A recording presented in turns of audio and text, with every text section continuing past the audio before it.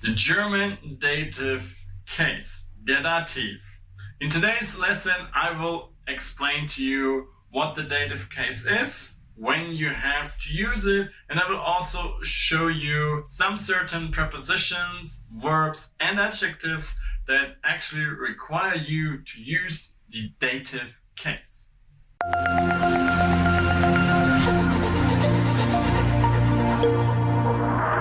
Hi, my name is Jan and I'm your German teacher here on Easy Deutsch, your YouTube channel for German grammar. Today's topic is der Dativ, the German dative case. Yes, that's probably the holy grail of the German grammar, the cases, but if you understand the system that is behind it, it's actually not that hard to understand. And I wrote an entire ebook about the cases, and I guarantee you, if you go through that ebook, you will understand the cases afterwards. That's why I can give you a money back guarantee. If you don't understand the cases, then you will get all your money back. You will find that ebook in the video description. There you'll find the link how you can buy it. That's a great support for me and this YouTube channel. But I will also show you now, with the help of this ebook, how and when you have to use the German dative case. So let's switch into my ebook, Nominative, Accusative, Dative, or Genitive. No problem. So we're here now in my ebook about the German cases. Today's topic is the dative case. So let's have a look at our dative case. Dative case is also known as indirect object, but like in accusative with the direct object, again a very big but, because we use the dative case also after specific verbs and prepositions, and even as well in connection with specific adjectives. So that's why it's actually not very common that the dative is actually the indirect object. There has to be some certain conditions fulfilled. That's why it's very important that you know that verbs and prepositions can determine the case, and with dative even some adjectives. But more about that later. Let's have a look at the indirect object first. What is the indirect object? The indirect object is the person or the thing that receives something, usually the direct object, so the accusative. If you don't know what's the direct object, I recommend you check out my accusative video, which I will link in the info cards for you, upper right corner of the video. And the question words for dative case are wem and was. So wem with the M, but I recommend you just forget about those questions. I'm just mentioning them here because many teachers actually still teach with those questions. But if you're not a native speaker, which I assume because you're watching this video in English and not in German, like on my German only YouTube channel, if you're not a native speaker, forget those questions. They will not help you at all. They will more confuse you than they will help you. But let's have a look at the dative case here with a few examples. The first example, das Auto gehört dem Mann. So who does the car belong to? The man. Gehören is a verb that always requires a noun in dative case. So you would probably say here, well, that's the direct object, so why isn't it accusative case?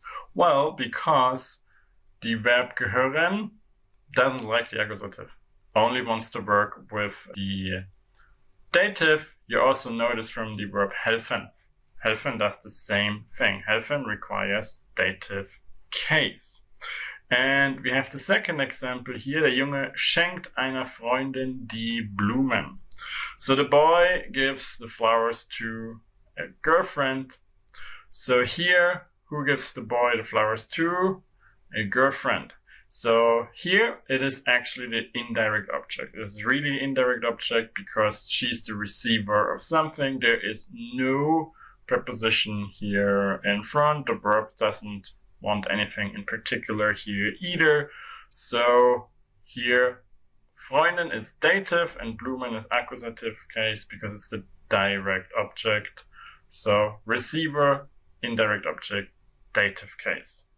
Let's have a brief look at the declension. In dative, you have to adjust the articles, and it's the dative M. You've probably heard about that one.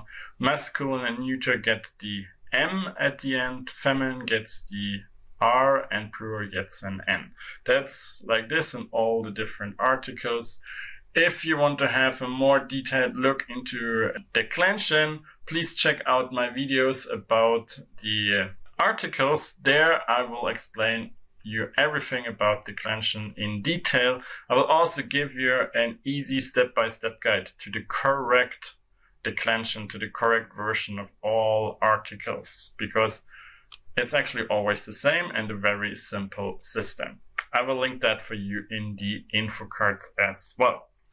Now let's have a look at the special features of the dative case, because you have to add an N at the end in plural, unless the N is already there or the plural ends in S. So for example, die Fahrräder, den Fahrrädern. So this is plural and nominative.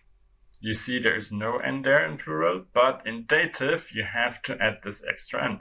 Den Fahrrädern. Also Bilder, pictures. Den Bildern. Tables, Tische. Den Tischen. But cars, autos, den Autos. No extra N because there is an S. We cannot add an N if there is an S in front of it. And die Frauen, the women, den Frauen. No extra N, simply because this already ends in N. So we don't have to add a double N there. This is special for the dative case in plural. Extra N there, unless there is an S or an N already. So let's have a look now. When do you have to use dative case? Well, we already talked about the indirect object. So let's skip ahead to the use as dative object. Dative object means the verb requires that certain case. I already gave you 2 examples there before already with gehören and helfen. Also zuhören is one of those verbs. Those verbs are actually less than you might think. I have not wrote down all of them here because I made an entire list with sample phrases of them. If you buy the ebook, you get this in the bonus, in the list section of your ebook. And you can also get this if you buy my product, the 40 German grammar lists that everybody needs. They will find all the lists that every teacher and student is always looking for. And those verbs you simply have to know. There is no real reason why they use the dative. They all just don't like the accusative. You have to use them together with the dative case, although it's technically the direct object, but you have to use them with dative case.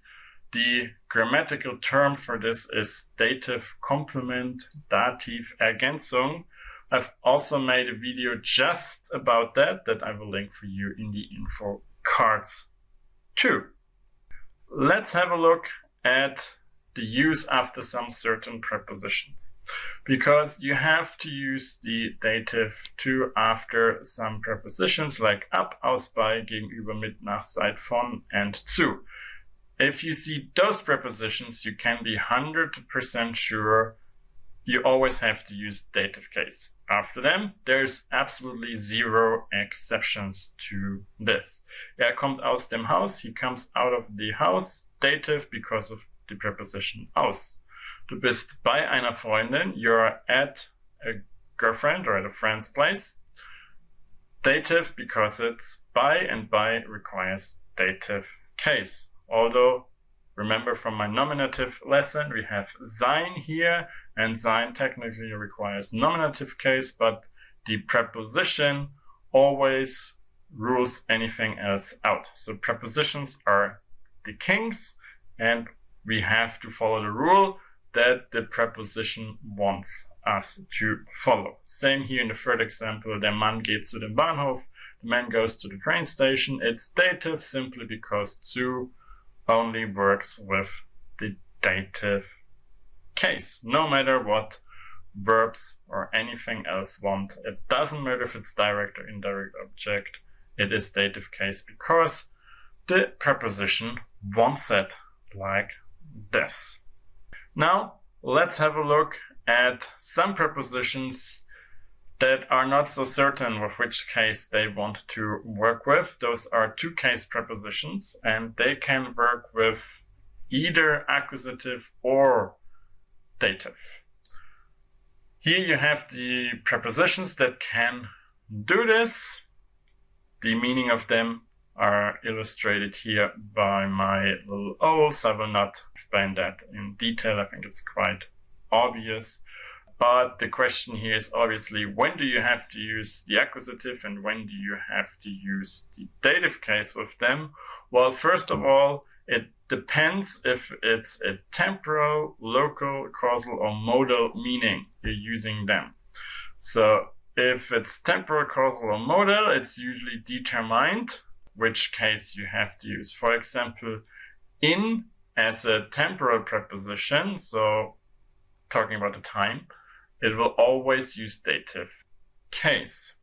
But if you use it as a local preposition, so in reference to place or a movement, it could be either dative or accusative case. So let's have a look here at an example. In einer Stunde wird nach Hause gehen. So in 1 hour he will go home. That's the temporal use, and we have to use dative case at all time. But as local preposition, ich gehe in die Kirche, so I go to church or in the church, word by word. Here it's accusative case. If you've purchased my ebook, again, you will get an overview with all prepositions, which case they use depending on their temporal, local, causal, or modal meaning. There you have the quick overview and can see which case you have to use for all prepositions. And in this video, I will just explain you when you use them as local prepositions, when you have to use dative and when you have to use accusative case, because that's quite simple if you understand the system behind it. The prepositions use dative case if they answer the question where, wo. So if we're talking about a position, then we use dative case after them. If we are talking about a movement from A to B, we use the accusative case. You can see them here in black.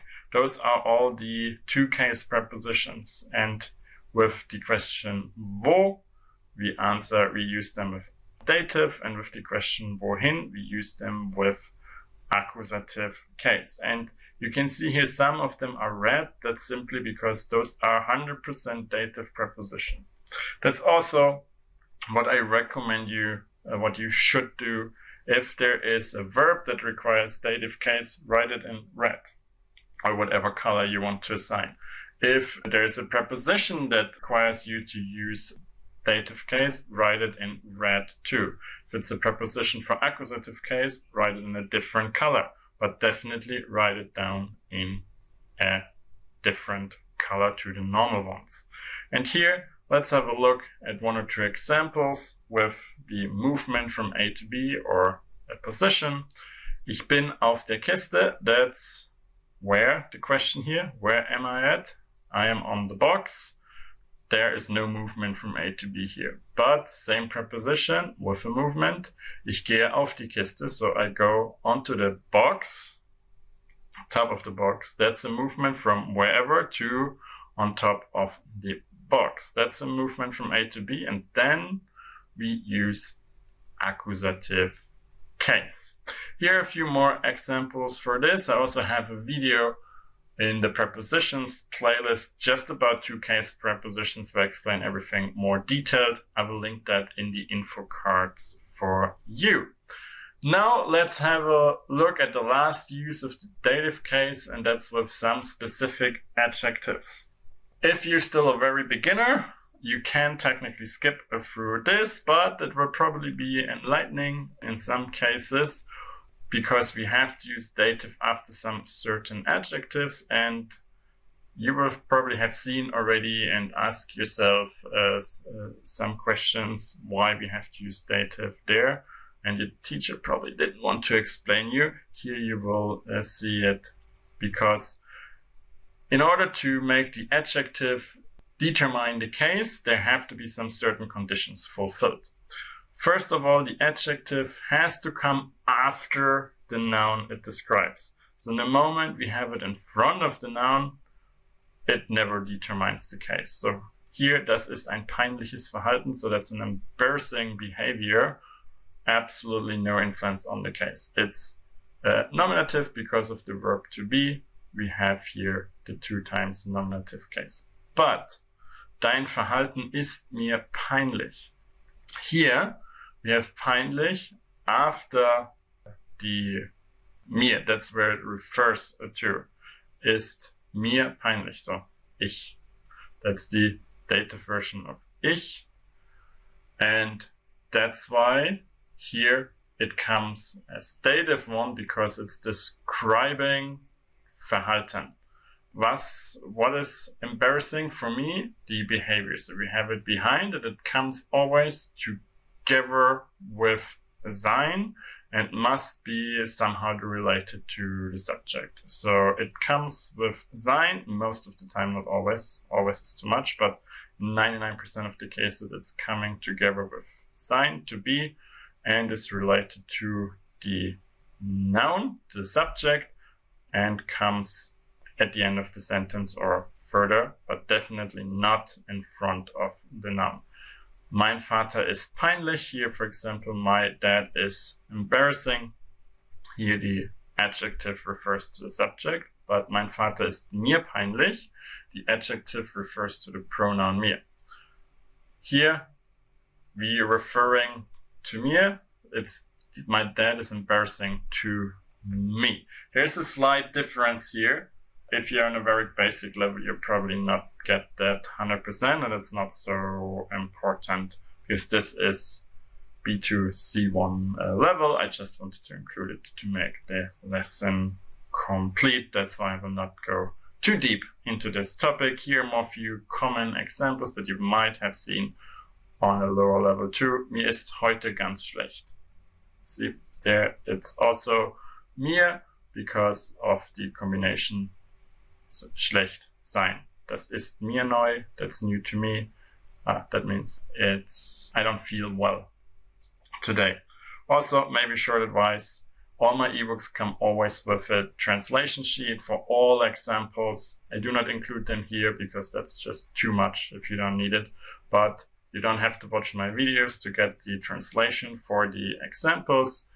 All my premium ebooks will give you an extra file where you can check all the translations in case it's needed, because I think it's very important that you actually understand all the examples in order to understand the grammar that's behind it. There are more adjectives that use dative case. Those are the ones, but they're usually all a little bit higher up, B1, B2, and only in this certain situations. And you will find them also in my ebook in the list section at the end of the ebook, again with more examples. As a short summary here to wrap up this lesson, the dative case is used as indirect object, but also after some specific verbs, prepositions, and with adjectives.